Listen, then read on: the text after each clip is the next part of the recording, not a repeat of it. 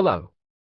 Welcome to the Archive Media Vault commentary for the 1979 feature film production, The Warriors. I will be talking you through the film, with information on the production history, cast, crew, and background to the film. Now, this will be an audio-only commentary, so, if you want, you can sync up your own copy of the film by moving the timestamp to 0 and pressing play now. As we fade in, we reveal the Paramount logo, which was a Gulf and Western company at the time. This connection will be important later. As we transition from the Paramount logo into the animated opening, let me explain a bit about this, as it goes into the inspiration and history of the characters. Now as the animation plays, I will explain that the original version of the film would have had a similar animation to this, with a narration by Oscar-winning actor and director Orson Welles, but this was stopped by the studio. For this special edition, with the newly created animation, the narration to this newly reconstructed opening is voiced here by the director, Walter Hill. The film was based loosely on the 1965 novel The Warriors, by Sol Yurick. This novel, in turn, was based on an ancient Greek story by Xenophon. As we fade in, from the animation of The Warriors to the opening notes of Barry DeVore's synth rock score, we reveal the Wonder Wheel. Built at Coney Island between 1918 and 1920, the Ferris wheel was designed by Charles Herman for Herman J. Garms Sr., who operated it for 6 decades. The wheel itself is 150 feet tall, weighs 200 tons and is powered by a 40-horsepower motor. It has 24 fully enclosed passenger cars, each capable of holding 6 people, giving a total capacity of 144 passengers. The wheel was opened on Memorial Day in 1920 and continues to operate to this day, despite a rocky history. Due to its prominence on Coney Island, the Wonder Wheel has been depicted in numerous movies and TV shows. In August 2020, historian Charles Denson published a book about the Wonder Wheel, entitled Coney Island Wonder Wheel Park. Wonder Wheel is the name of this music track that is heard at the very start of the movie, as the Wonder Wheel can be seen spinning in the background, and the movie's opening credits and logo are shown on screen, up to the point that Cleon addresses the rest of the gang. Now we get our first shot of Cleon, the tragic leader of our protagonists, the Warriors, who was played by actor Dorsey Wright.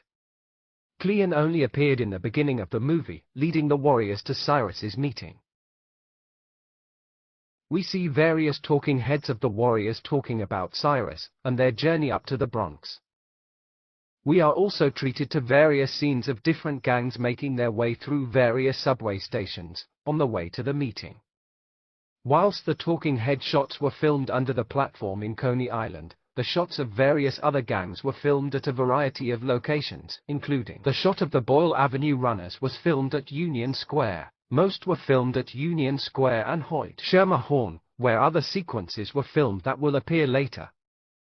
The subway footage during the opening titles was filmed along the express tracks of the I-N-D Fulton Street line in Brooklyn.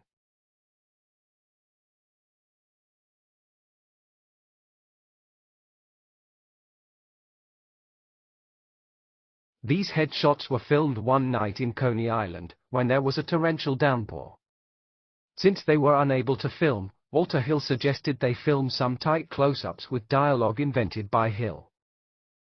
The gang here, in the purple and black outfits, are the Boppers. This is the only appearance of the gang in the film, as they make their way down the subway platform to attend the meeting. They would also appear in the Warriors game, Sharp-Dressed Man. The gang, in white mime makeup and top hats, called the Hi-Hats. They appear here and in the meeting scene.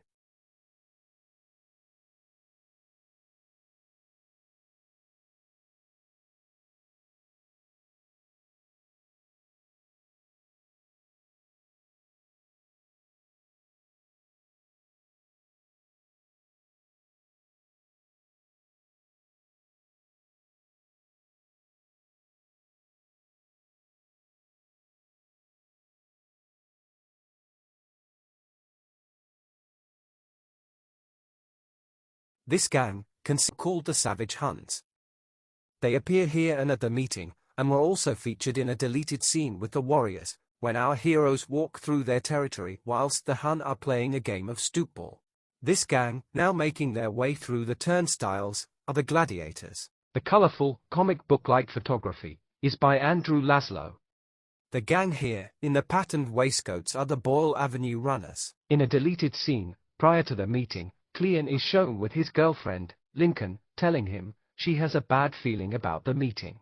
The producers cut this scene, stating that the only daytime scene should be at the end of the film, after a night of horror. This deleted scene was intended to go before this quick montage and would have introduced the Warriors. Executive producer, Frank Marshall, would have a tremendously successful career in cinema, and would later marry Lucasfilm chief, Kathleen Kennedy. The deleted scene with Cleon and his girlfriend was shot on the boardwalk of Coney Island, just outside the Wonder Wheel area. The music in this scene was Rumble by Link Wray, which would later become better known by its use in Pulp Fiction. The final version of the movie, as seen here, instead features shots of the Warriors talking about the big meeting. It was during the editing process that the decision to cut the original opening of the movie was made. Editor David Holden thought that the scene was a mistake, as it didn't mesh with the rest of the movie, which was largely shot at night. Walter Hill agreed, and it was dropped from the movie. The black-vested gang, called the Saracens. During the editing process, the wipes were added to give a sense of different things happening at the same time.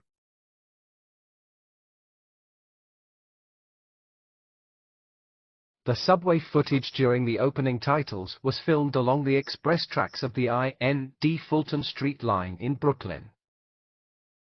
Filming for the Warriors began on June 26, 1978, in New York City, for what would become one of the most iconic cult movies of all time.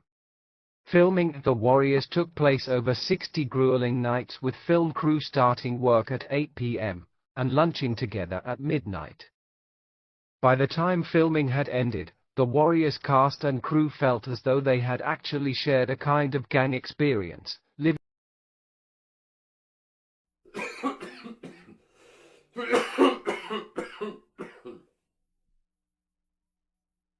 Here we have close-ups of our main men, Cochise, Rembrandt, and Snow. These shots were filmed in the hotel bedroom of Andrew Laszlo, against a black drape, with one overhead light and some fill light, plus a small spray of water droplets. This gave a diffused effect to the scene.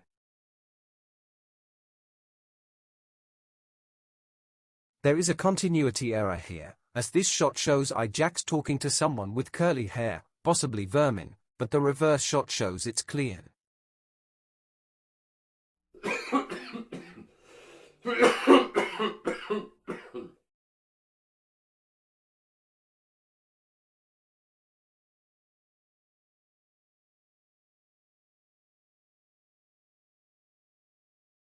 The Warriors are up in the Bronx during a truce to attend a vast meeting of rival gangs, called by the charming leader, Cyrus, who is on a messianic mission to unite all the gangs and effectively rule the city.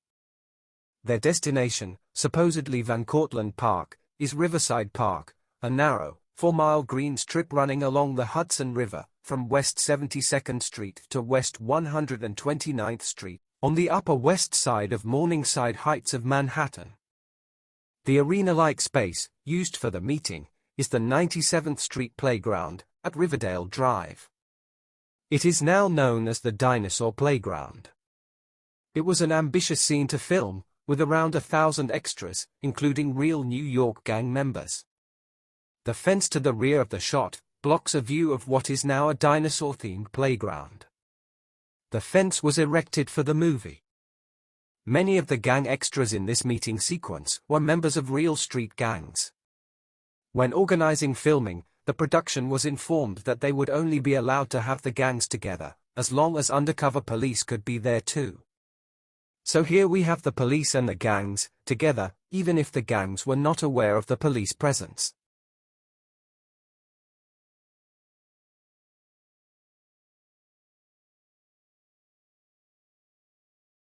Here we can see more of the gangs invited to the meeting, including the Jones Street Boys in yellow and black striped tops, the Fastballs, the Satan's Mothers who wear black motorcycle vests and black boots. Their lieutenants wear a yellow undershirt and black wristbands. The Moonrunners are another gang who appear in this meeting scene. One can be seen climbing the wall beyond Rembrandt when chaos breaks out as the police storm the meeting.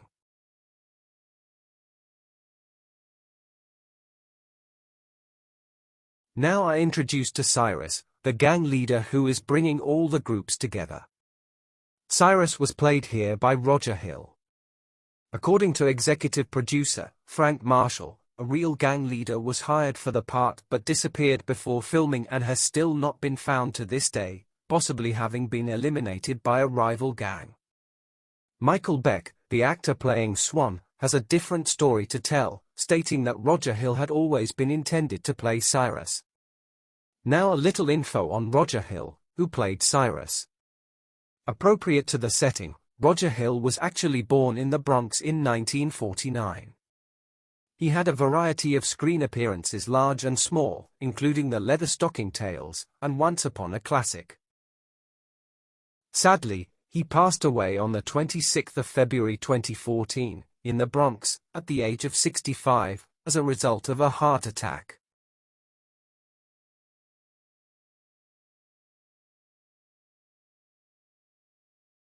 As Cyrus climbs up from the stage, up to his tower, we approach the end of his on-screen appearance, but not the end of his involvement in the story, as his death will result in the fabrication of the lie that the Warriors were directly responsible. Now a little bit on the history of the original novel on which the film is based.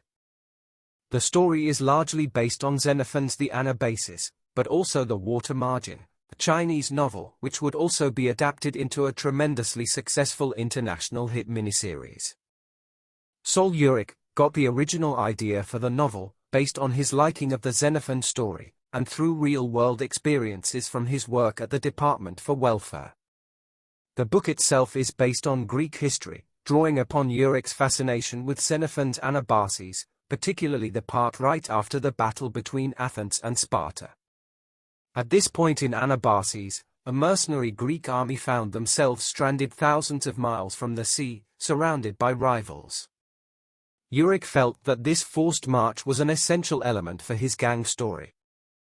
Director-producer Otto Preminger was trying to option the rights to film the book, almost exactly as it had been written in Yurick's book. However, the day before signing the contract, Yurick's publisher received a more lucrative offer from Lawrence Gordon and The Warriors was filmed. The production of the movie began when producer Gordon discovered a coverless novel called The Warriors by Sol Yurick in the spinning discount rack of a bookstore. Gordon was so impressed by the plot that he called the publisher and bought his subsidiary rights out of his own pocket. Lawrence Gordon approached Walter Hill to see if he would be interested in making the movie, to which Hill responded that he was interested. It sounded to Hill that the movie had a good chase element and the possibility of an atmosphere. The story also had a nice simplicity to it.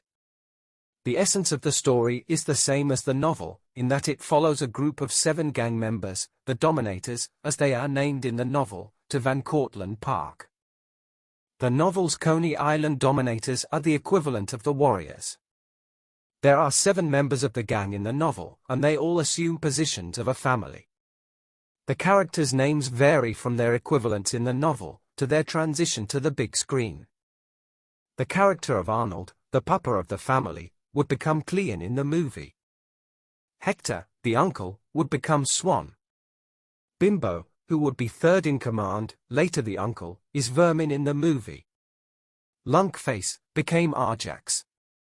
Junior, a kid brother character who carries a comic book. Dewey, the second brother. Hinton, the third brother and artist, whose real name is Jim or James, became Rembrandt for the movie, a play on the name of the Renaissance artist, Rembrandt. Meanwhile, a bunch of cops also show up at the main gates, off of West 96th Street, which lead onto the top of the park, above the arches. We are introduced to Luther, our villain, responsible for the shooting of Cyrus and the setting up of the Warriors with the crime. Luther is played by David Patrick Kelly, who, like many of the cast, came from the unlikely background of musical theatre. After this performance, David Patrick Kelly would appear in another Walter Hill feature film, 48 Hours, starring Eddie Murphy, and go on to play another slimy villain in the Arnie feature, Commando. Roger Hill was doubled in the fall by Craig Baxley, the stunt coordinator, as he was the only option, due to the unions not being happy with a Hollywood team in New York, and also the fact that there were other features being shot concurrent to the Warriors and there were not enough stunt players available. Losing their leader, Cleon, the remaining members of the Warriors flee the mayhem.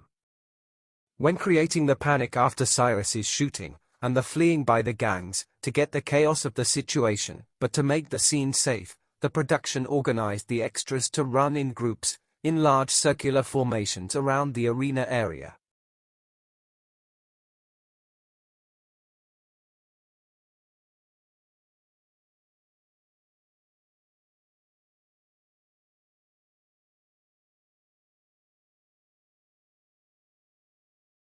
We see Rembrandt looking terrified by the situation.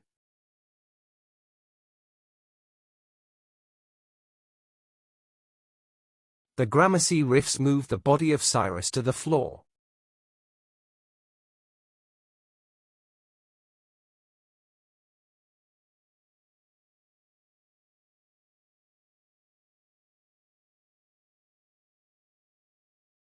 Luther points the blame at Cleon, the leader of the Warriors, causing his imminent demise at the hands of the Gramercy riffs, and casting a death sentence for the other Warriors over the rest of the movie, until the Gramercy riffs are informed of the Warriors' innocence, by a witness. Before Cleon is beaten and kicked to death by the Gramercy riffs, let's have some background on the actor, Dorsey Wright. Born on the 21st of April 1957, the role of Cleon would be his largest role, which he would reprise for the Warriors video game, released in the mid-2000s. Another performance would be in the film version of the stage play, Hair. Apart from these, and a few assistant director credits, his career in the entertainment industry is relatively short. Some gang members, including an electric eliminator, climb up some scaffolding in front of the arches.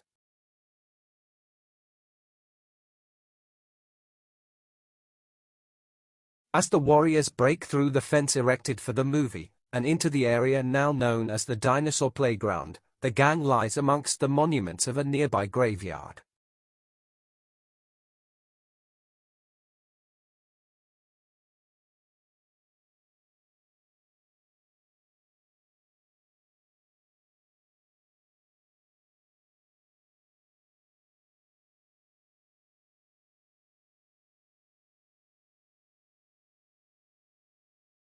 This shot is a good example of seeing the way the production made the extras run in large circular patterns amongst each other, to create the effect of chaos. This graveyard is actually nowhere near the arena location. It is in fact over in the east of Brooklyn. It's the Evergreen Cemetery, 1629 Bushwick Hills, in Cypress Hills. It's also the last resting place of tap dancer and movie star, Bill "Bojangles" Robinson. Once one of the most highly paid black entertainers in the USA, he is probably now best known as the dancing partner of Shirley Temple in a number of films. Here, the gang pause to figure out how to cover the 50 or so miles back to Coney Island. This is a bit of an exaggeration on Vermin's part. This distance would only be around 20 to 25 miles. The obvious choice to them is Union Square Station, where they can change lines, as a rendezvous point for anyone who gets separated. Surprisingly, or maybe not that surprising, the film has attracted a large gay audience over the years, especially for this scene it seems. To the surprise of this historian, apparently some couples like to dress up as characters from the film, one of the couple as a warrior, the other as a baseball fury. I can see the attraction. We get to see some character interaction between the remaining gang members. With the death of Cleon, Swan takes charge, which is not a popular decision with Ajax. The statue is located very close to the gravestone seen here, and can be easily spotted, if you wish to visit the cemetery. Rembrandt would have been able to see Broadway Junction subway, station, then known as Eastern Parkway, from where he is perched on the statue. A continuity problem here. Rembrandt can be seen climbing the statue, even though he has already done so. Now we get some tension as our main warrior characters have an argument as to who should lead the gang. Thomas Waite's character was supposed to have more of a part in the story, but more on that a little later. Here we get to see some of Ajax's cocky bravado that would contribute to the character's downfall and removal from the story. This sequence proves how good the actors are, as the hostility in this scene differs greatly to the friendly atmosphere on set amongst the actors. A bond that exists to this day. Rembrandt calls out that he can see a train entering the station. Swan and Ajax break off their simmering tense discussion over who is going to be leader and make to leave the cemetery. The lamp in this shot was also added as a prop. It also helped light the scene. Extra gravestones, additional to the real ones at the cemetery location, were added as set dressing, including the one Rembrandt sprays paints.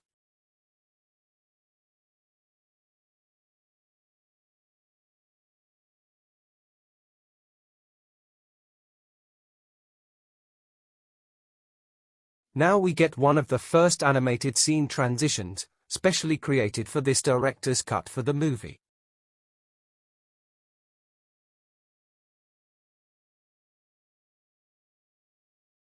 The Gramercy Riff's leader descends on an elevated platform. The music as he descends on the platform was not written for this scene, but is in fact the second half of a track named Graveyard that was intended for the previous scene with the warriors but dropped. This is one of many scenes that show just how many extras were needed for the production, and how many costumes Bobby Mannix and her department needed to furnish for the production. Despite having such a great presence, the actor playing the new Riff's leader, Marseille, Edward Saw, did not have a long career in the entertainment industry, this being his only performance. Edward Saw was a bit of an enigma, and little is known about pre or post his Warriors appearance. Sadly, he is another of the Warriors cast to have passed away relatively young. He dies in 2004, from prostate cancer. After the death of Cyrus, Marseille takes over as leader of the Riffs. He talks to the rest of the Riffs to find out what they know about the Warriors. He tells them he wants them alive, if possible, if not, wasted. Alongside Edward Saw, other prominent Riffs seen in the film were played by Ron Ferrell, Fernando Castillo, Hubert Edwards, Larry Sears, Mike James, Gregory Cleghorn, George Lee Miles, Gerald C. Francis, Benny Harding, Eddie Prather, and Kevin Stockton.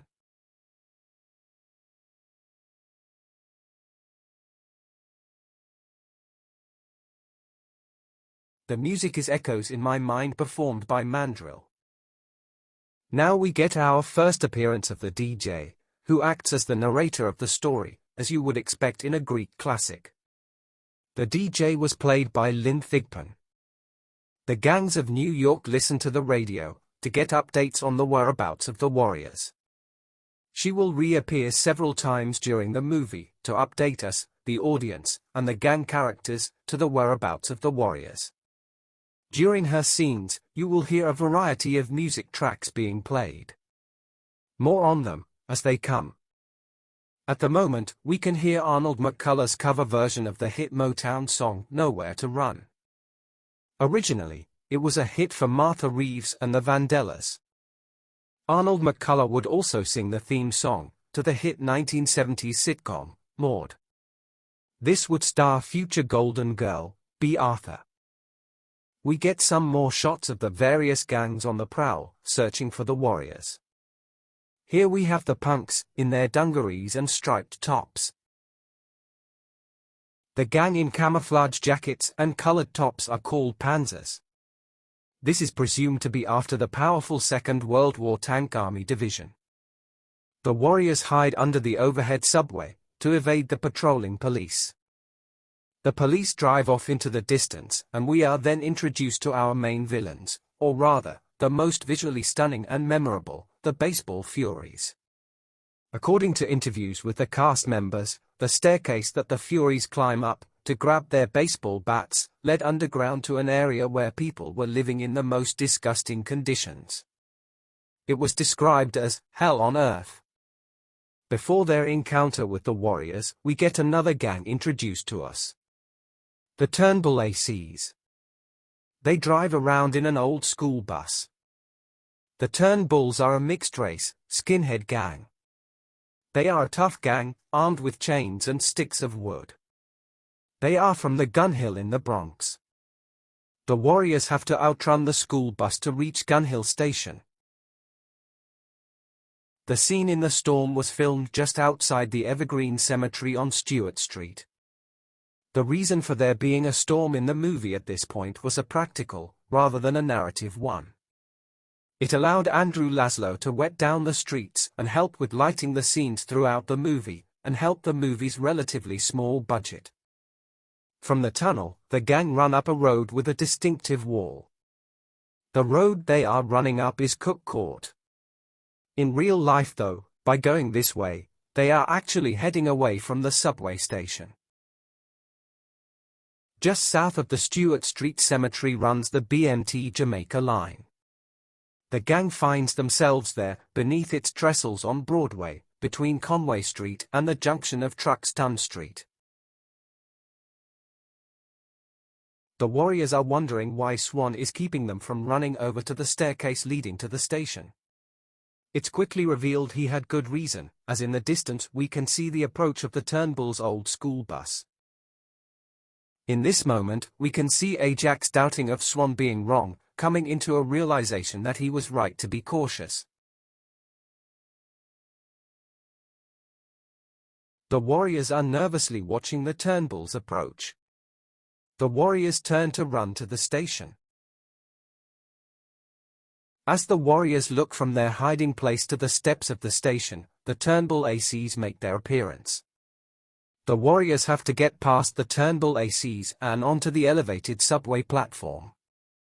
The geography seems to get a bit out of whack here, as the bus and the gang seem to be running backwards and forwards along the same stretch of road. There's even a glimpse of the crew and the lights at the junction with Conway Street, at one point. Another continuity problem. When the Warriors are hiding from the Turnbull ACs, their train passes by overhead. This is a J train, which didn't go through this part of the city. The Turnbull ACs in the film were played by J.W. Smith, Cul St. John, William Williams, Marvin Foster, Johnny Barnes, Ken Threat and Michael Jeffrey. Making a desperate run for a train, they get to what was the western entrance to Broadway Junction, at Conway Street. As you can see, if you look closely, the stop was then known as Eastern Parkway Station, after the major thoroughfare running alongside, but this entrance has since been permanently closed, and the name had to be changed. The crew and filming lights can be seen on the left.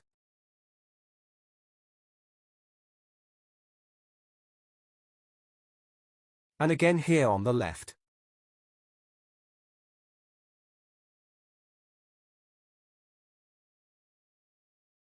Crew on the left again.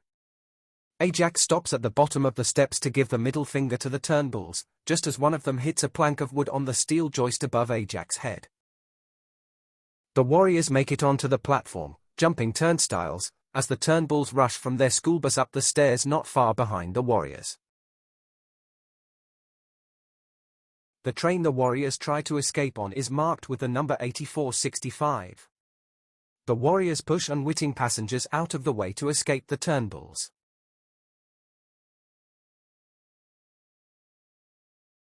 One of the passengers here is the director Walter Hill. The train moves off, leaving the Warriors to tease the Turnbulls through the train window.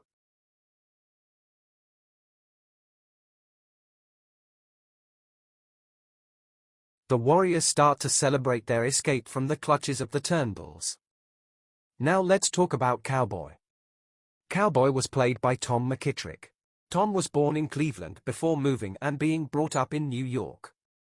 After backpacking around Europe, he returned to New York and spent his time as a taxi driver whilst studying acting and singing.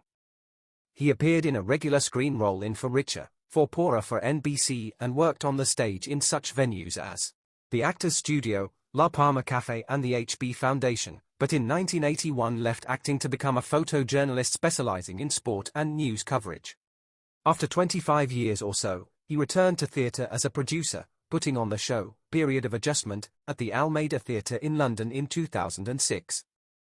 The Riff's new leader is informed that the Turnbulls failed to stop the Warriors.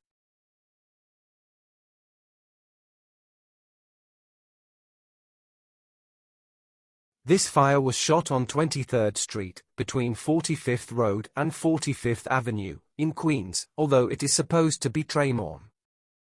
The Warriors make it back onto the subway, but are forced off the train by a fire at Tremorne. However, this isn't Tremorne, but Queens. The area where the fire took place is just around the corner from where the Warriors meet the Orphans, and is right below the subway station. The Warriors turn from looking at the fire to leave and make the rest of the way on foot. Meanwhile, Luther is keeping track of the Warriors' progress by phone. He and his gang, the Rogues, pull up in their vehicle, a old Cadillac hearse, outside Harlan Stationers. The little store where Luther uses the payphone is a long way from Riverside Park, down in New York's East Village. This location is on 61st Street and 4th Avenue. The music heard briefly in the background here is in Havana, performed by Kenny Vance and Ismael Miranda.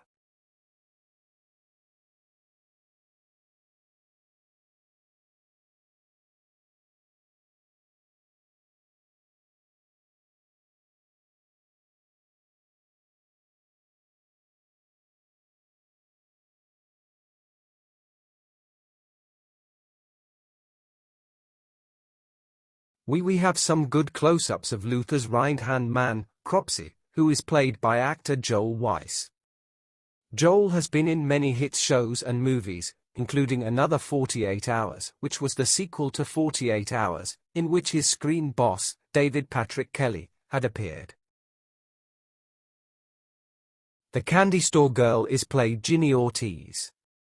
She appeared with the actor playing Rembrandt, a year or so later, in the television series, 3-2-1 Contact. This show was a children's educational show, produced by the Children's Television Workshop, best known for producing the legendary long-running children's series, Sesame Street. Now we have another animated scene transition, to reveal Swan standing in the street, aware of being watched by the orphans' observers. The quaint little greetings card shop is now Y&Y Barber's Shop, 21 to 57 45th Road, in Queens. From the stopped train in Brooklyn, the Warriors are in fact several miles away. The territory of the Orphans gang was actually filmed on 45th Road, alongside Court Square Station, Long Island City, toward the East River in Queens. The Orphans are a really low-class gang, so low that the Gramercy Riffs were not aware of them, so did not even invite them to the meeting. This would be a sore point for the Orphans' leader, Sully. The Warriors attempt to walk through the Orphans' territory but slow down, as they see a large group of them standing outside the Orphans' base of operations. To begin with, there is trepidation on the part of the Warriors, who look nervously at the Orphans, wondering how they will react to the Warriors' presence on their territory. The Orphans' leader gestures to a gang member to go and get the rest of their group. There is a bit of a tense stare-down between Swan, Fox, and the Orphans. The Warriors discuss what they are going to do, never taking their eyes off of the Orphans.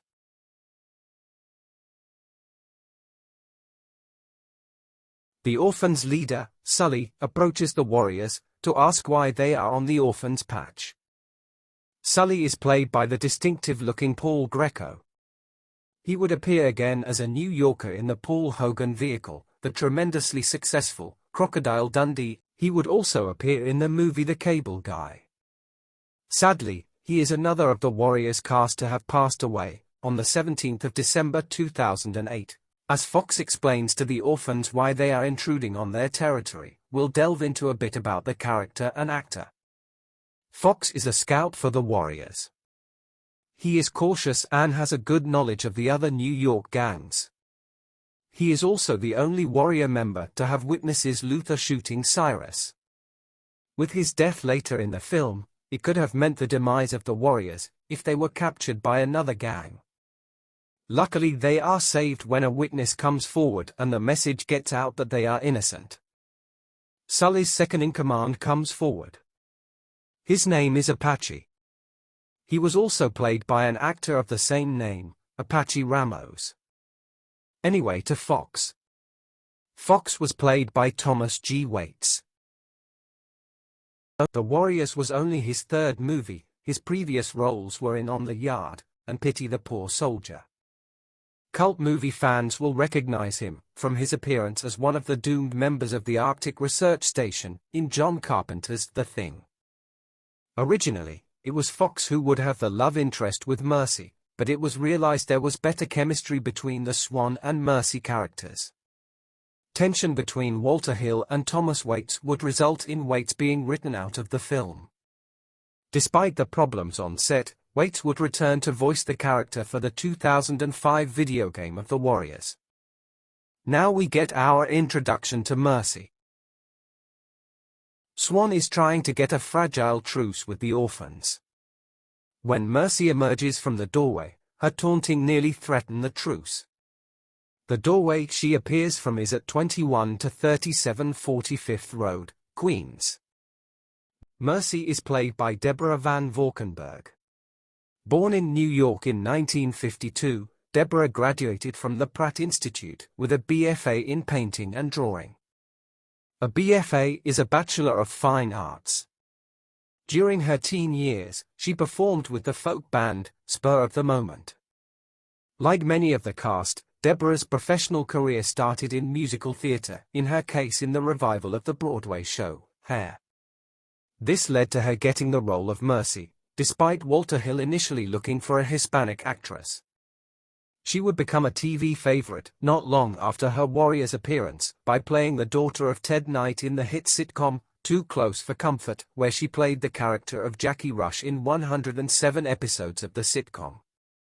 The show would run from 1980 to 1987, but Deborah had left before the last 2 seasons went into production. During her time on the show, she would make an appearance in another Walter Hill feature film, Streets of Fire. Here she would be playing the character of Reva. Her next major role in cinema was in the acclaimed legal thriller Rampage, from director William Friedkin. Since then, she has appeared in many popular television shows, including Cagney and Lacey, Picket Fences, Quantum Leap, Star Trek, Deep Space Nine, Chicago Hope, ER, The Shield, Cold Case, Criminal Minds, Ghost Whisperer, Criminal Minds, 2 episodes of the long-running soap, Days of Our Lives, and the science fiction and horror shows, Stalker and The Messengers.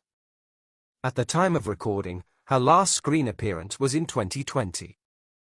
Since The Warriors, Deborah's screen acting has almost entirely been on the small screen. Now, as Swan tell the rest of the gang that it is time to start moving again, Mercy taunts them as they walk off.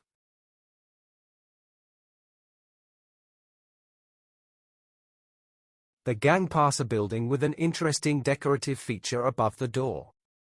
The building looks the same to this day. The Warriors go round the corner and mysteriously we are now in Bensonhurst in Brooklyn. The Warriors are turning from 15th Avenue into 62nd Street. This street corner has been rebuilt since the filming of The Warriors.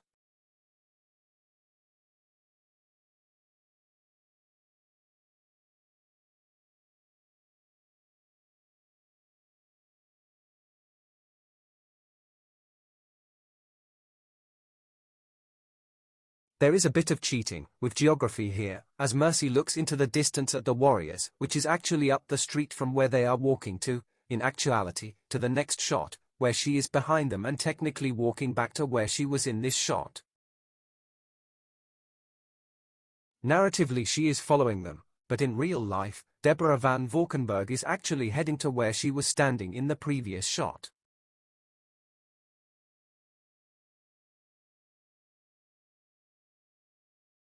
Standing in the road beside a car with the registration number 405 HP, Mercy looks into the distance for the warriors but cannot see them. She crosses over to the other side of the road and passes between two parked cars, disappointed at the warriors' disappearance. Walking a bit further along the sidewalk, she pauses, just as Ajax jumps up behind her and covers her mouth with his hand to prevent her screaming. Mercy is grabbed and questioned why she is following them. Another continuity problem here, with a makeup problem between shots. You will have to rewind to spot it, but, as he takes his hand away, Mercy's lipstick is smudged, but a quick cut reveals it to be perfectly intact.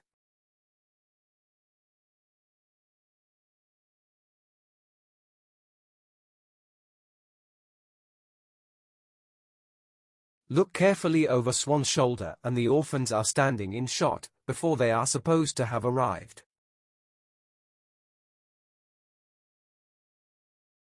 Just as Mercy tells Swan to F you, the orphans run into the scene.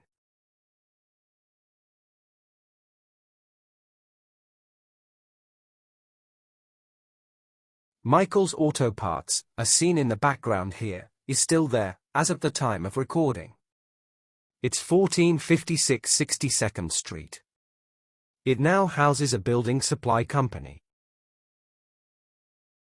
Snow passes his bottle of alcohol down the line to Swan, who, ripping a piece off Mercy's skirt, uses it as the fuse for a petrol bomb.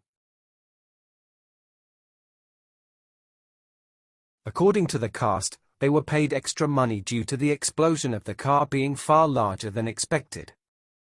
Some cast and crew were injured, some knocked off their feet.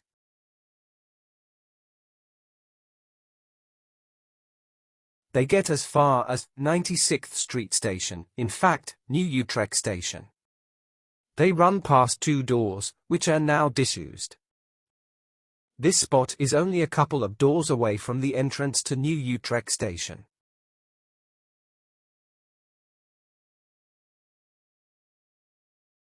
Here, the gang, followed by Mercy, leap aboard a waiting train. The gang reach the train, with the identification number 8085, pausing in the doorway to look back down the platform to see if the orphans are following them. As the doors close and they have some respite from the chase, I will now tell you a bit about Terry, who plays Vermin.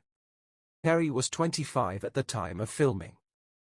He had a successful career on Broadway and film and television early on, appearing on stage in the likes of Grease and in movies such as The Warriors. Aside from a few television appearances in the likes of the detective show Simon and Simon, his acting career was rather short. After a drastic change and becoming a news director and news anchor for News Center 6, another major change would occur 16 years later, becoming communications director for Congresswoman Nan Hayworth. He is an occasional news anchor and appears at conventions.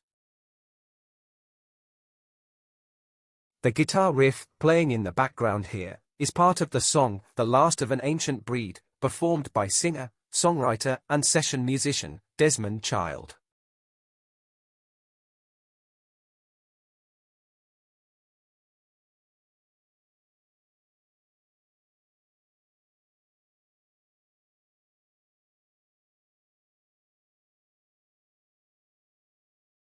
As Luther gets off the phone to his unseen superior, he informs the rest of the rogues that the chase is on, as the warriors have escaped.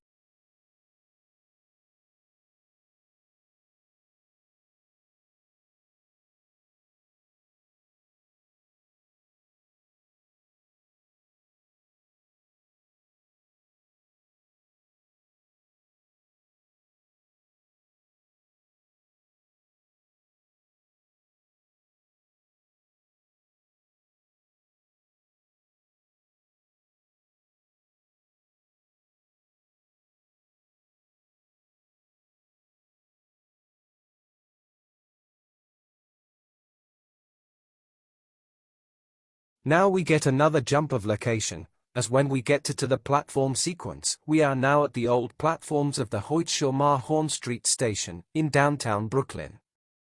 This was a result of the station having two disused platforms, which are regularly used by film and TV companies.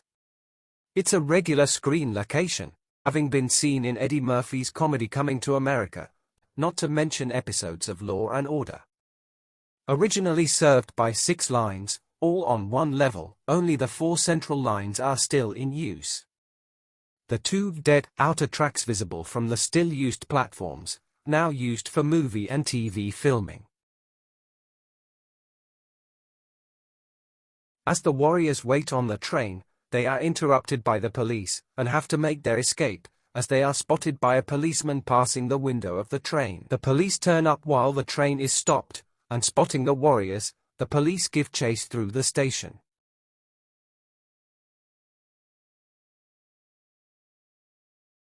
Ajax kicks a policeman in the face, knocking him down the staircase. Fox runs off, holding the hand of mercy. In this sequence, Thomas G. Waits is replaced by a double as he had already been dismissed from the production. He was replaced here by stuntman David Copeland, here wearing a curly dark wig. Deborah Van Valkenburg is also doubled in some shots, but this was due to her being removed from the location, to hospital, due to 2 accidents on set. As the gang gets separated into 3 groups, Mercy is with Fox. Swan gets away with Ajax, Cowboy and Snow, and the 3rd group are Vermin, Rembrandt and Cochise. Embroiled in a fight with the police, Fox falls under a train, whilst Mercy escapes. This is not actor Thomas Waits. He had already left production at this point, and the whole scene was done with a double. There is a production problem here, as he is thrown under the train, as you can see the stuntman hit a thick mat as he is too high to hit the tracks. The train kills Fox. Swan's group get through the turnstiles, out onto the street, only to be confronted by the waiting baseball furies, our most distinctive-looking villains in the movie. The gang split up. Vermin, Cochise and Rembrandt get back to the train and stay on as it heads off to Union Square. Meanwhile, Swan, Ajax, Cowboy and Snow exit what is supposed to be 96th Street Station. This was actually filmed at 72nd Street Station in Manhattan. The warriors get out of the station and onto the street, where they are confronted by the baseball furies, the iconic gang from the movie. The baseball furies are stood outside Gray's Papaya, on the other side of West 72nd Street. At the time of recording, Gray's Papaya is still in business and still serving hot dogs. The furies chase the warriors from the station. There was actually shot around the back of the station building that the warriors had escaped from, and they now running down West 71st Street. A quick cut then magically transports us to them 30 blocks north, and 3 blocks north of the park they set out from, being chased along West 1200th Street, towards the Fireman's Memorial on Riverside Drive. The lead baseball fury, with a green face and black lips and single-eye makeup, is played by Jerry Hewitt, prolific stunt performer and coordinator. Jerry worked on over 180 films and television shows, before becoming the chief stunt coordinator on all original 20 seasons of Law and Order. The Grand 1913 Marble and Granite Memorial and its flight of steps are a great visual punch, as they head into the park. These shots were filmed at the entrance to Riverside Park, off of 97th Street. In some parts of the running here, the baseball fury stuntmen were replaced with professional runners from a group called the New York Road Runners. Runner Steve Grady replaced Jerry Hewitt for some of this sequence. Aside from the Road Runner replacements, the regular furies were played by the previously mentioned Jerry Hewitt in the yellow-green makeup, Steve Chambers in purple and black, Leon Delaney in orange face and black eyes, the rest being played by Rob Ryder, Richard Chiotti, Tony Latham, Gene Bicknell, T.J. McNamara, Steve James, Lane Ruoff, Harry Madsen, John Gibson, and Billy Anagnos. The running would be in 200-yard sprints, causing the stuntman actors to be violently sick afterwards. To light this sequence, shot in a usually very dark part of the park, Andrew Laszlo hung camping lights in the trees. Here we see Ajax and Cowboy being chased by the Furies, with Swan and his little group coming up behind them. In a moment they will lend a hand in the fight with the Furies.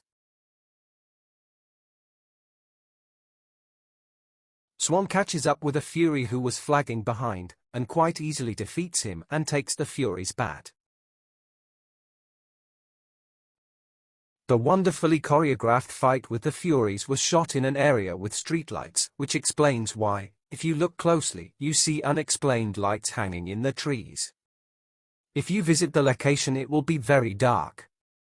These lights were only added for the film. When Cowboy gets beaten up by one of the Furies, Cowboy's hat falls off, but in the next shot, when he gets hit again and falls to the ground, his hat is magically back on his head. Ajax and Cowboy get attacked. Ajax knocking a couple over. Ajax now says his memorable line about turning the Chief Fury into a popsicle.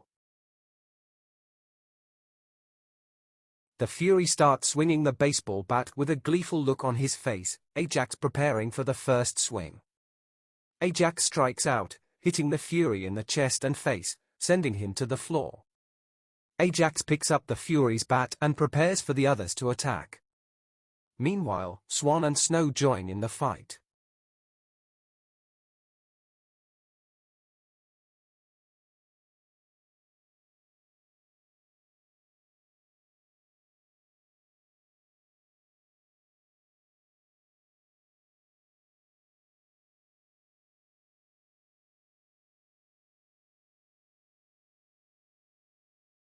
Ajax strikes another couple of Furies whilst Swan deals with another Fury to try and reach Cowboy and Ajax. One of the Furies is picked up and thrown by Ajax. During the fight, actor Michael Beck struck the Fury played by stuntman Steve Chambers, breaking 3 of the stuntman's ribs, although he only discovered this fact 30 years later. Swan deals with a few Furies before he reaches Ajax. Cowboy is picked up by Swan. As the group get back together, they look over to the Furies, who are crawling on the floor. The Warriors walk off with the bats they have confiscated from the Furies. Now we transition to the radio station once more. The music track playing here is Echoes of My Mind by Mandrill. The song was composed by Carlos Wilson, Louis Wilson, Claude Cave, Dr. Richard Wilson and Wilfredo Wilson. Swan deals with a few Furies before he reaches them. Cowboy is picked up by Swan.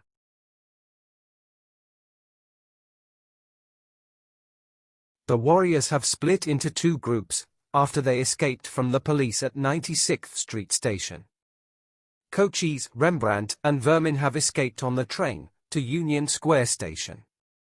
Here they run into the all-female gang, the Lizzes. The scene where they meet the Lizzes, though, was actually filmed at Hoyt-Shormar Horn Station in Brooklyn. This was shot on the disused platform with white pillars, which is not open to the public. The other platforms have steel pillars, painted green. This is our first shot of the Lizzes, the only female antagonists in the movie. Vermin, Cochise and Rembrandt go over to talk to them. The Lizzes leader says hi, before we transition back to the other Warriors in the park. Now, shortly before he leaves the movie, some information on James Remar as Ajax. Born William James Remar in Boston, Massachusetts in 1953, James Remar decided to become an actor, at the age of 20, whilst out of work as a roofer, having been laid off. Having previously performed at a summer camp, he decided to set himself with the challenge of becoming an actor within 3 years, or he would give up on the ambition and try something else. James earned a role in Cross and Sword, a 1965 play by playwright Paul Green, to honor the 400th anniversary of St. Augustine. St. Augustine being a settlement in Florida. It was Florida's official state play, having received the designation by the Florida Senate in 1973. Later, James studied at the neighborhood Playhouse School of the Theater, but was not asked back after his first year. He described it as a devastating experience. After auditioning for many other acting jobs, a role appeared in a touring production of the musical Grease. After performing another role at the Ensemble Studio Theater, he made his movie debut in On the Yard, a 1979 American prison drama film starring John Hurd. That same year he was cast in The Warriors. Swan, Snow, and Cowboy leave Ajax to talk to the lady on the bench. Now we are introduced to the undercover policewoman, who will arrest Ajax and lead to his disappearance from the rest of the plot. Mercedes Ruehl, as the policewoman who arrests Ajax, is a multi-award-winning actress, winning the 1992 Oscar for Best Actress in a Supporting Role for The Fisher King, Chicago Film Critics Association Award for Best Supporting Actress for the same role. This was followed by the 1992 Golden Globe for Best Performance by an Actress in a Supporting Role in a Motion Picture, also for The Fisher King. She had previously been nominated and won the Best Supporting Actress Award for her role in Married to the Mob, as awarded by the National Society of Film Critics Awards. Many other awards have followed, largely due to her role in The Fisher King. Born in Queens, New York City, Mercedes Ruehl is one of only 5 actresses to win the Tony and the Oscar in the same year. The others are Shirley Booth, Audrey Hepburn, Ellen Burstyn, and Judi Dench. Aside from The Fisher King, Married to the Mob and The Warriors, Mercedes can be seen in such films as Secrets of My Success, Big, with Tom Hanks, and on television in 5 episodes of Frasier in 1995, and her earliest television role as Nurse Ursula in the series The Doctors, between 1976 and 1977. In her role as Nurse Ursula, she would appear in 64 episodes. The Doctors ran for 4,518 episodes between 1963 to 1982. Back to James Remar. Later film roles would be in another Walter Hill-directed film, 48 Hours, where he would play the murdering sociopath, Albert Gans, in 1982. 2 years later he would play real-life gangster Dutch Schultz in The Cotton Club, an expensive flop film, starring Richard Gere. He was also the original casting for Corporal Hicks in Aliens. He was replaced by Michael Biehn. Yet another villainous role occurred in 1996, playing Quill, one of the main villains in The Phantom. The film stars Billy Zane as a seemingly immortal crime fighter and his battle against all forms of evil. Other film roles include the infamous 1998 shot-for-shot remake of Psycho, What Lies Beneath, Red, with Bruce Willis and Helen Mirren. On television he has appeared in the likes of series such as Miami Vice, Hill Street Blues. He memorably played a possessed mental patient in a 9th season episode The X-Files. On July 23, 2017, he was cast in the recurring role of Peter Gamby on the superhero drama Black Lightning. The series would run for 4 seasons from January 2018 to May 2021. Another recurring role followed as Tom Bradford, Tim's father, on The Rookie. Actor Erwin Keyes, playing the policeman who beats up Ajax, was the first choice to play Ajax, but Walter Hill decided against using him, as he felt he was too old for the role and gave him the role of the cop instead. Now we transition to Swan, alone, outside what is supposed to be 96th Street Station. The landmark Gray's Papaya Hot Dog and Exotic Fruit Juice restaurant in the background. He uses the northern entrance to 72nd Street Station, which you might recognize as the spot where Bruce Willis and Samuel L. Jackson play Simon Says in Die Hard with a Vengeance. Swan enters the station and runs into Mercy.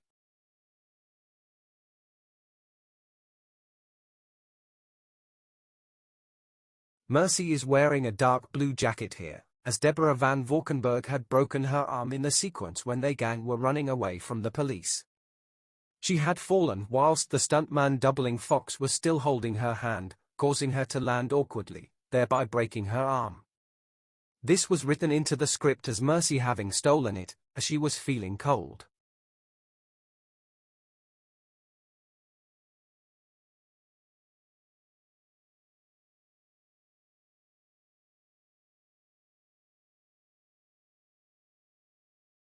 We get a slight break in the action here as Swan and Mercy talk, thereby giving us a little bit more characterization.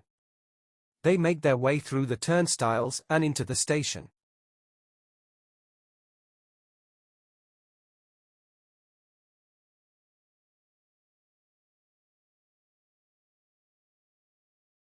They walk down the steps to the platform, Swan cautiously looking down the platform.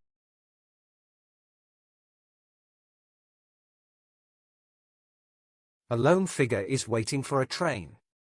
Mercy and Swan approach him, all the time looking out for the police, who are still looking for them.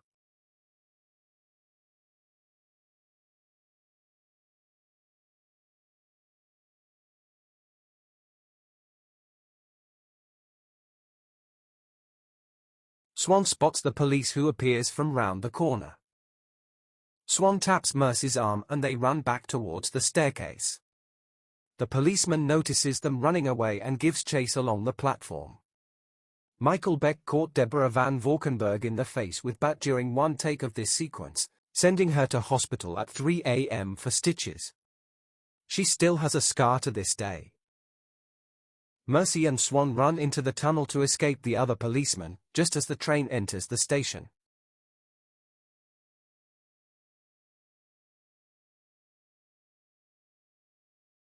The train hurtles into the tunnel and we are left wondering about Swan and Mercy.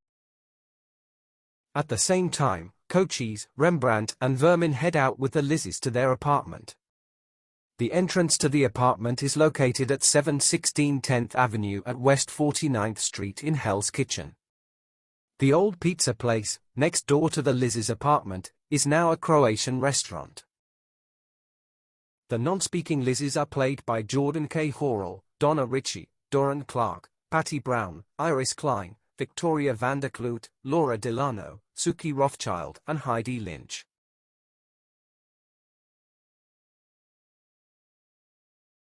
The Lizzies' leader, seen here talking to Vermin, is played by Kate Klugman. The Lizzie leader softly flirts with the horny Vermin to entice him into the apartment.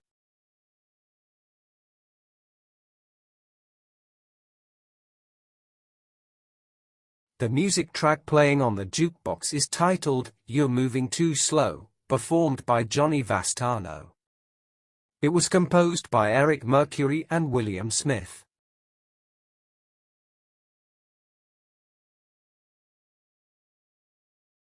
Here we have a shot of the disapproving Rembrandt, who as a character in the novel was quite clearly gay.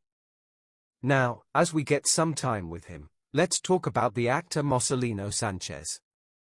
Marcelino Sanchez was a Puerto Rican actor, born on the 5th of December 1957. He began acting in the late 1970s, appearing in 2 features for Walter Hill, The Warriors and 48 Hours.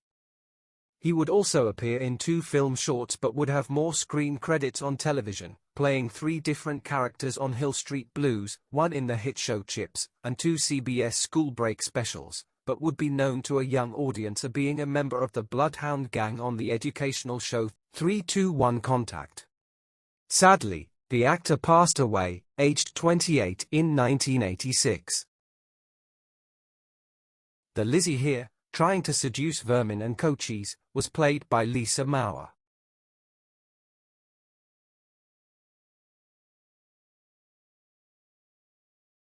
The Lizzie leader, played by Kate Klugman, is talking to a Lizzie played by Dee Dee Ben Ray. They are interrupted by Vermin, who takes the leader away, over to a couch. Now, in the Lizzie's apartment, there is a continuity error here, as Cochise smiles as he watches Vermin kiss one of the girls.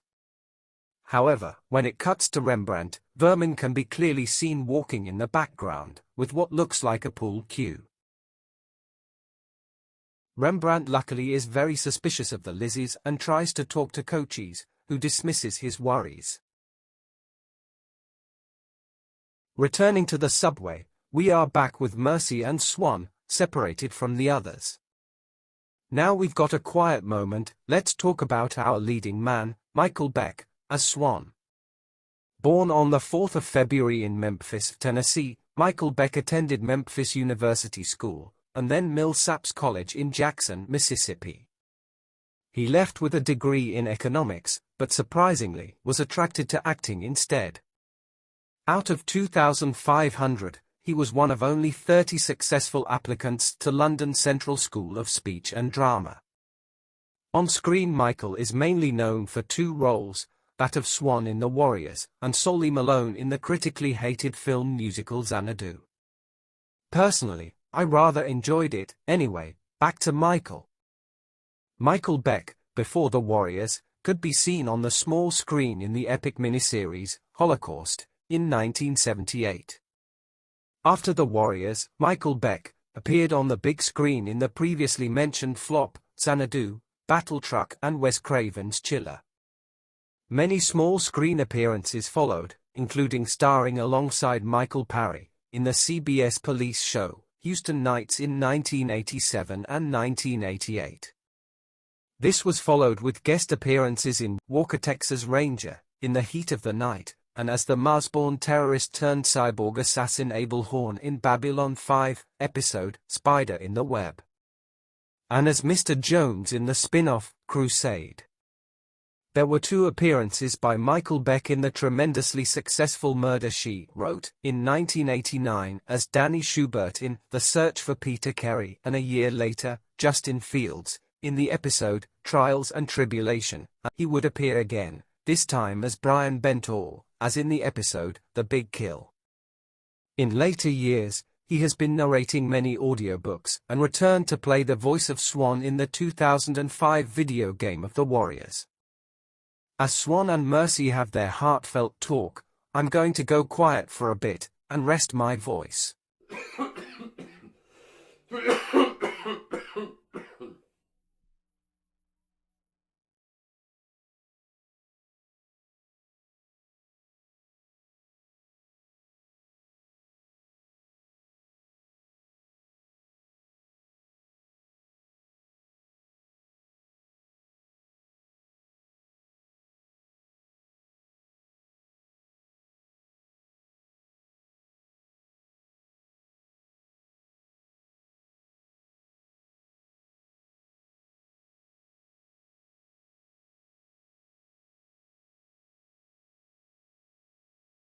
As Mercy and Swan have their heartfelt talk, a train shoots past. This causes a lovely lighting effect behind them. This had been noted by director of photography Andy Laszlo, who informed director Walter Hill of it. It was decided it would make a great backing to the end of the scene. It was carefully timed that the kiss between the characters would continue as the train passes, and then they break off as the train leaves them.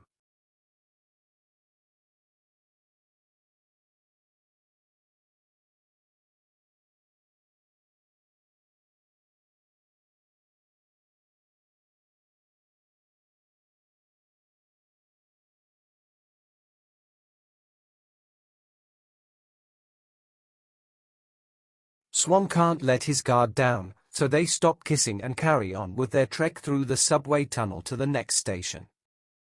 Mercy looks solemnly at Swan as he heads off into the tunnel. Now we cut back to the others, who are with the Lizzies as another record pops on the jukebox. This track, now playing on the jukebox, is titled Love is a Fire, performed by Jenya Raven, a singer and sometime actress.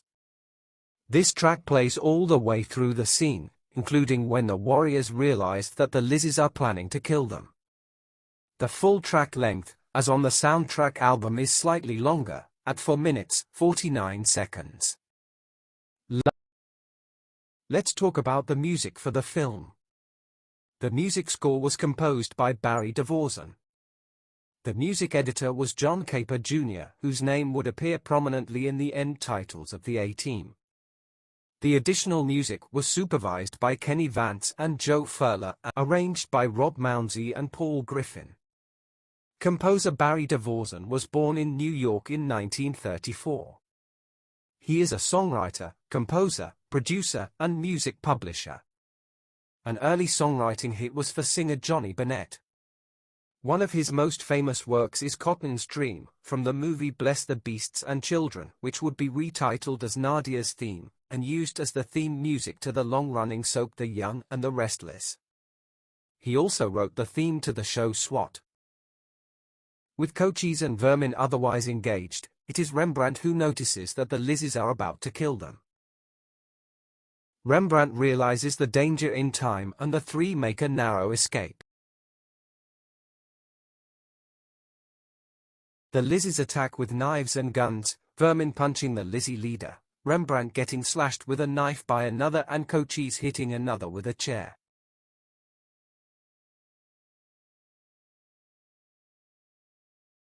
Lisa Mauer and D.D. Benray's Lizzies open fire, as Vermin dives over the pool table.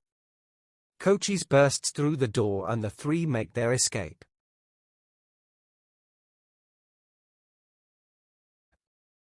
The guys escape down West 49th Street and nipping into scummy doorway beside 420 West 49th Street.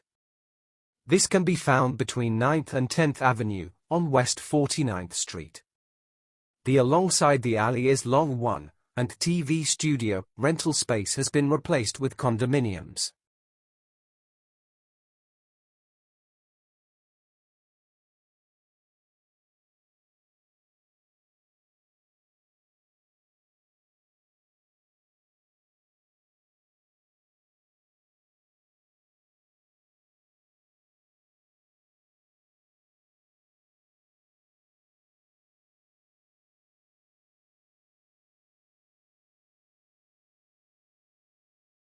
Now we transition back to Swan at Union Square Station. Swan finally makes it to Union Square Station, the green 456 platform. All of the surviving warriors, and Mercy, make it to Union Square, just in time for the gang's encounter with another gang, the Punks, who we had briefly seen previously, during the DJ's first message about the death of Cyrus, and the beginning of the hunt for the warriors.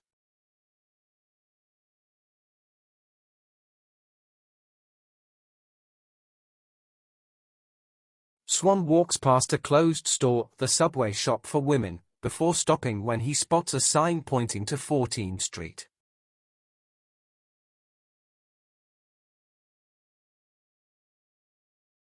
As Swan moves on, the camera follows him, just as the punk leader comes into view, appearing on his roller skates. This actor, with a menacing stare, is actor and stuntman, Conrad Sheehan. Conrad also appeared in Raging Bull and fellow gang movie The Wanderers. Swan walks along the platform and is followed by the leader of the punks, who is on skates.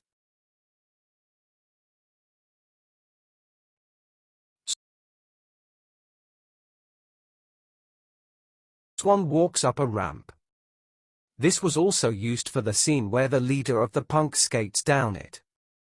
This is not available to be viewed by the public anymore, as this part of the station now forms part of a police precinct, and other ramps used in the film are also not open to the public, as they now form part of a locker room for the police. The station's endless passageways are real enough, but the station has changed since the filming of the movie, due to a massive overhaul in the 1990s. The punk leader zigzags on his skates down the steep ramp.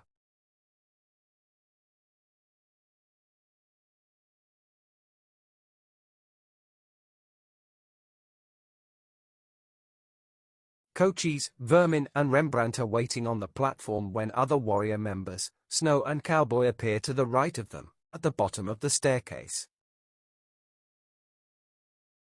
While we are in the subway, let's talk about the trains used in the movie. Subway equipment consisted of IND, BMT R27 and R30 units. Other subway cars are the R12, R42 and R46 units. Apparently, no attention was paid to train markings, thereby making it seem that trains were appearing on routes that they would not actually be taking.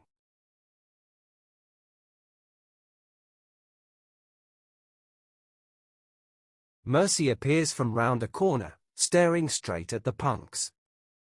The center one, with a black and yellow striped top, is stunt coordinator Craig Baxley, who, as well as being a stunt performer and arranger, is also a director, including the second unit, or stunt unit for the television series The A-Team, and a great action film for the 1990s that I recommend, the Patrick Swayze starring Black Dog. There are lots of great stunts in there.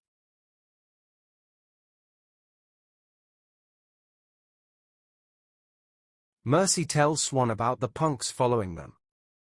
He tells her he knows that they are there and she has now alerted them to the fact that he knows.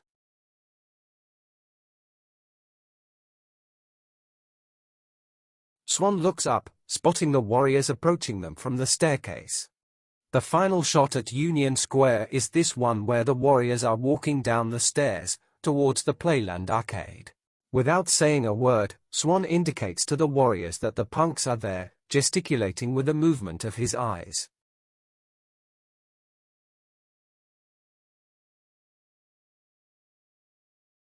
The warriors head to the men's room.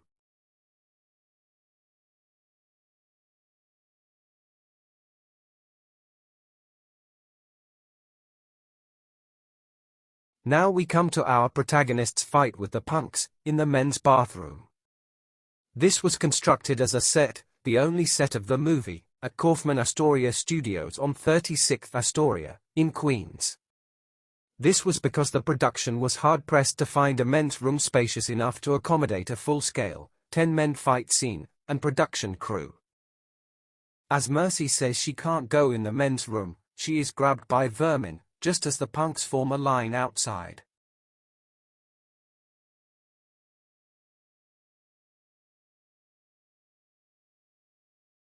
The door flies open and the punks enter the men's room, flicking open a knife.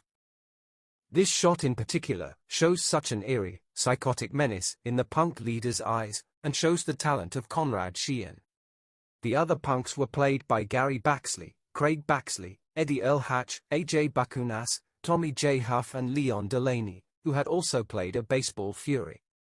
The punk leader eerily surveys what appears to be an empty room, before turning his attention to the stalls. He skates over to the stalls, before heading to the end one, as Rembrandt puts his feet down, alerting the punk leader to his presence. The punk leader skated along the length of the stalls before reaching the last one, where Rembrandt puts his feet down on the ground, alerting the punk to his presence. There's Rembrandt's feet. As the other punks who have been standing in the doorway cross over to the stalls, let's talk about them. During the fight with the punks, Rembrandt sprays a clear mist into the punk leader's face, even though it is supposed to be red spray paint. Also note, the perfect clean circles around the punk's eyes, showing where his eyes were clearly protected the makeup department.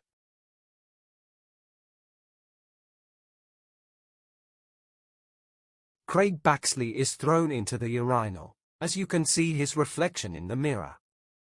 Snow punches the purple-topped punk, who is played by Eddie Earl Hatch. Eddie performed stunts in fellow gang movie, The Wanderers, and the Sylvester Stallone movie, Nighthawks. He has acted in television series such as The Cosby Show, All My Children, Jake and the Fat Man, and in the Christopher Reeve movie Street Smart. Vermin is thrown into the mirror. He is doubled by stuntman Gary Baxley. Gary Baxley is the cousin of stunt coordinator Craig Baxley. He comes from a stunt family. As well as his cousin Craig being a stunt coordinator, as evidenced here, and being the nephew of stunt legend Paul Baxley, his son is also a stunt performer. Born on New Year's Eve 1950, Craig Baxley has performed stunts on the likes of the 1977 version of The Island of Dr. Moreau, Predator, Total Recall, Universal Soldier, and in television series such as Sliders, and the remake of Kolchak, The Night Stalker. Now we get to the conclusion of the fight with the punks, as Snow knocks one to the ground and Swan throws one through the door of the stall. Cutting from this action, to the Gramercy Riffs in their underground complex, coming up the ramp is a lower-tiered member of the Riffs, bringing a member from another gang, to the attention of Marseille, the Riff's leader. The lower-tiered Riff explains to Marseille that their guest saw that it was Luther, and not the warriors, that assassinated Cyrus. As the young Riff crosses to Marseille, we get another look at Edward Saw, who as Marseille, evokes an eerie stillness, yet combines it with a simmering anger.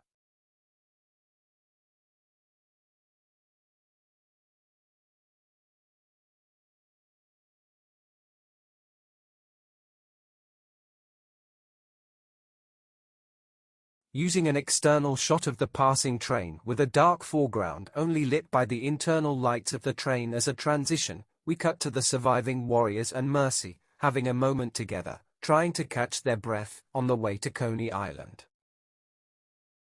Having overcome the punks, there's an uneventful ride from Union Square to Stillwell Avenue Station at Coney Island. The return home is on a BMT train marked R on the internal shot with a blind visible.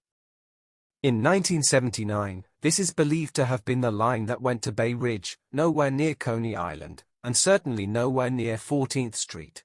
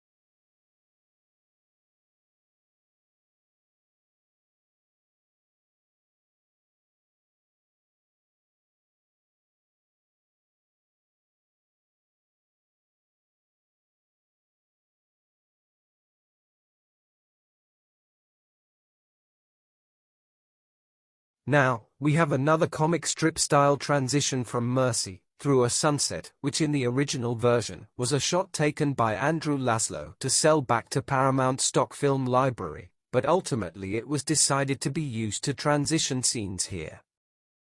We transition from the sunset, used as a sunrise, through to the exterior of the train, then the station Stillwell Avenue, back on Coney Island. As the train pulls into Stillwell Avenue Station, we hear a piece of music. It is called Platform.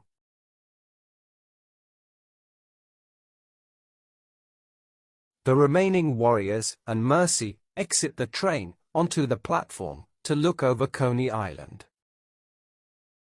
Swan has picked up the corsage from the prom couple and hands it to Mercy. We finally get a slightly lighter side of Swan.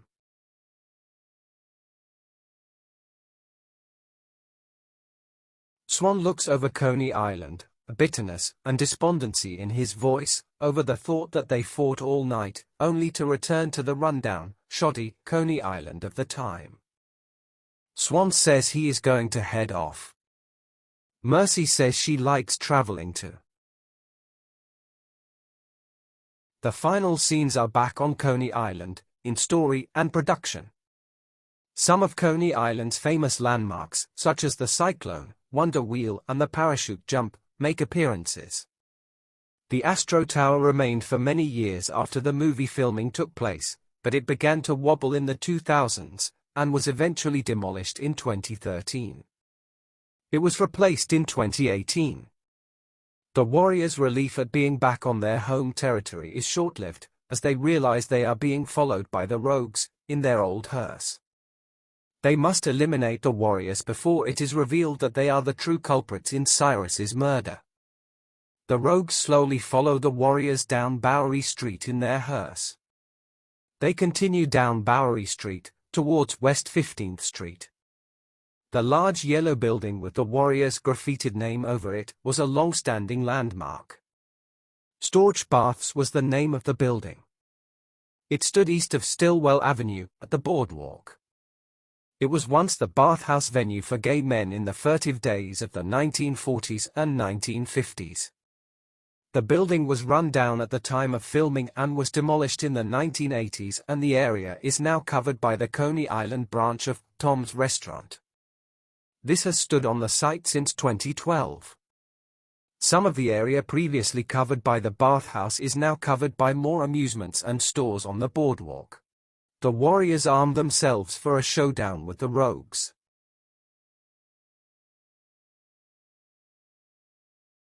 The ramps that we see are still there though.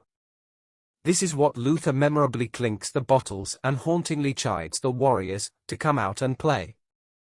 The Rogues turn up and park their hearse near a large ramp.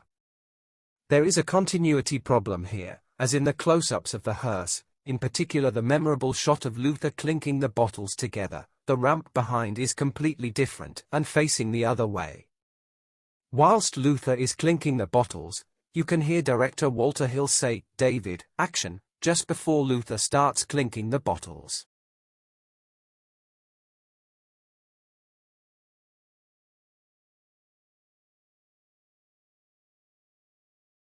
The Warriors come out to play line has been referenced many times in film and television, not to mention music tracks as samples. The line was said in this way, as it was David Patrick Kelly, as Luther, remembered a creepy neighbor, who would chant his name in a similar manner.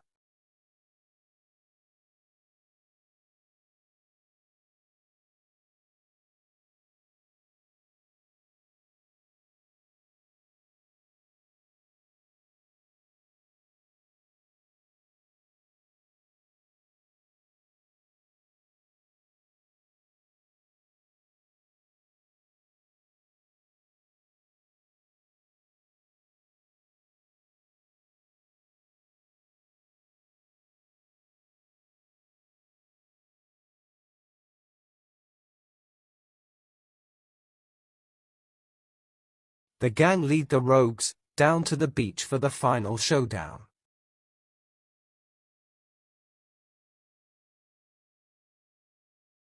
The Warriors head through a set of large metal gates and down a boardwalk to the beach.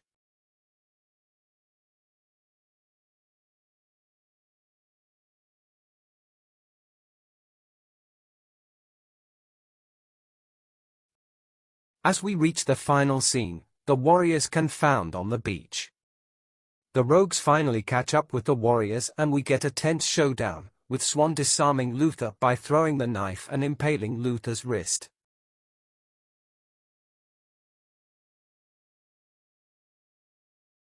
First, we have a classic stare-down between the two rival gangs.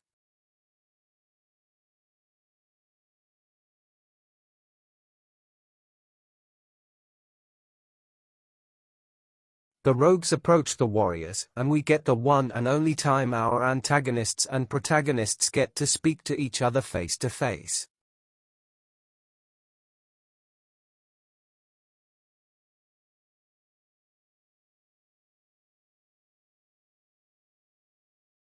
Swan asks Luther why he killed Cyrus. Luther replies, "No reason, I just like doing things like that." The line goes to help show just how unhinged Luther is, if we didn't know already.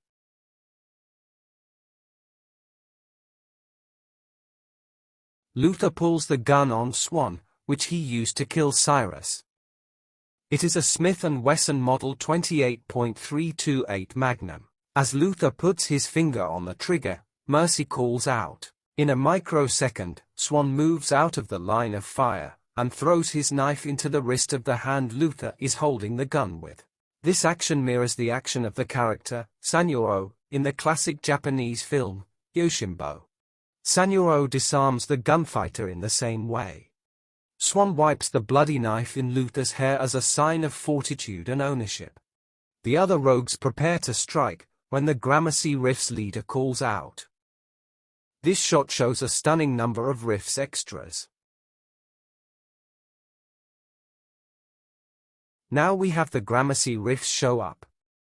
This is another great scene, displaying the number of extras that the film had. Strangely, despite being a martial arts gang, the Gramercy Riffs decided to bring hockey sticks to deliver their punishment to the rogues for the death of their leader. The warriors have been acknowledged as being the innocent victims of a setup by the rogues and are allowed to leave. This leaves the Riffs to instill their displeasure on Luther, and possibly all, of the rogues.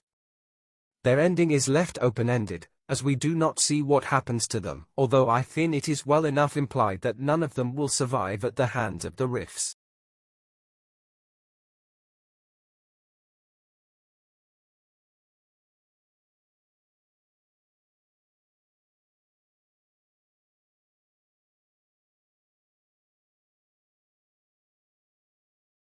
The Riffs disperse, letting the warriors walk away. Then the Gramercy Riffs turn their attention to the rogues. As the warriors pass the rogues, there is a look between and Joel Weiss's character that instantly lets us, the audience, know that they are for it now. Luther has turned into a gibbering, blubbering, nervous wreck, as he is confronted with his inevitable demise at the hands of the Riffs.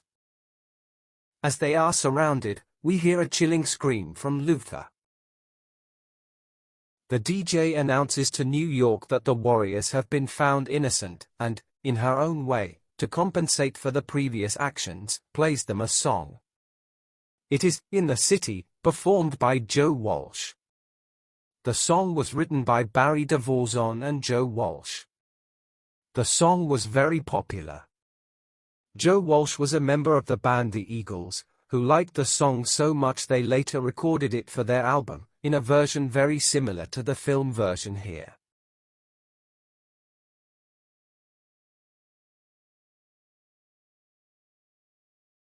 This final shot was not filmed at Coney Island, but further along the coast, at Breezy Point.